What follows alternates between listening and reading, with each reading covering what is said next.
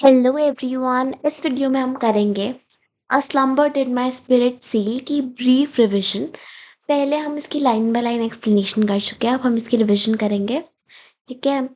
और इसके बाद मैं एक वीडियो अपलोड करूँगी जिसका हम इसके क्वेश्चन आंसर्स करेंगे। ठीक है, तो आपका पूरा ये पोएम जो है कंप्लीट हो जाएगी। सेंट्रल आइडिया क्या है? The poem shows loss through death. ठीक है, ये लॉस दिखाना चाहता है एक डेथ के थ्रू। ठीक है। The poet talks about a woman, ठीक है, often understood as लूसी। ये रीडर्स अपने आप मान लेते हैं कि लूसी की बात हो रही है, बिकॉज लूसी को पोएट ने अपनी पुरानी पोएम से मेंशन करा है, बट नॉट दिस वन। ठीक है, तो लोग इमेजिन कर लेते हैं। ठीक है। whom he loved, ठीक है। At first he feel safe and calm. सबसे पहले सेफ और काम फील करता है, as if nothing bad could happen. ठीक है। देन रियलिटी हिट करती है, she is dead and has become part of nature.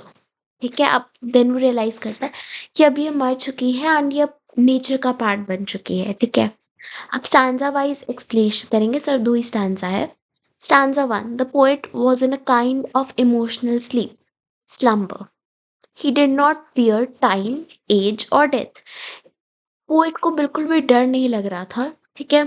He thought she was beyond all human problems. ठीक है। स्टैंजा टू के अंदर हम देखते हैं, suddenly the truth is revealed, she is no longer alive, she can not see, hear और feel, she has merged with nature, earth, rocks, trees and the movement of the planet. ठीक है, ये simple सी explanation है इसकी कि starting के अंदर वो इतना रियलाइज़ नहीं करता है, फिर स्टांजा टू में उसे हिट होता है कि अब वो कम्प्लीटली डेड है। अब वो नेचर के साथ मर्ज वो हो चुकी है, ना वो देख सकती है, ना वो सुन सकती है, ना वो फील कर सकती है। थीम क्या है? Death and loss, nature as eternal, illusion versus reality, human mortality. Tone क्या है? क्वाइट, रिफ्लेक्टिव, उपसीस, quiet, reflective, sad but peaceful, no dramatic crime. ठीक है।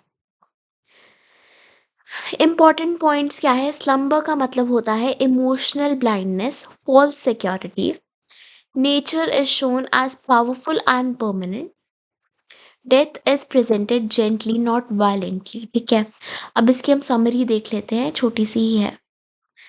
This poem talks about accepting a loved one's death as a natural part of life.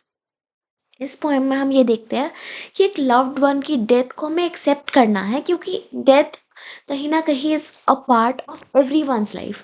जो भी आप देख रहे हो, सब लोग एक ना एक दिन मरेंगे। This is the reality where the speaker's spirit felt sealed in numbness, but eventually realizes that his beloved is not gone, but has become one with nature, immortalized with the earth, trees and rocks. तो speaker जो है पहले सोचता है that उसकी beloved जो है चली गई है, एंड उससे उसकी सोल जो है वो नंबनेस में जो है सील हो जाती है। ठीक है। देन वो रियलाइज करता है उसकी जो बिलवड है वो पार्ट ऑफ नेचर बन चुकी है। राइट, सॉरी से काट देना। थीम क्या है? Death is a natural process not a fearful death. ठीक है, डेथ एक नेचुरल प्रोसेस है। ठीक है, कोई फियरफुल एंड नहीं है, बिकॉज डेथ होनी है। ठीक है, डेथ को कोई भी चेंज नहीं कर सकता। Grief leads to acceptance of loss. ठीक है। Immortality in nature, lives on with and through nature.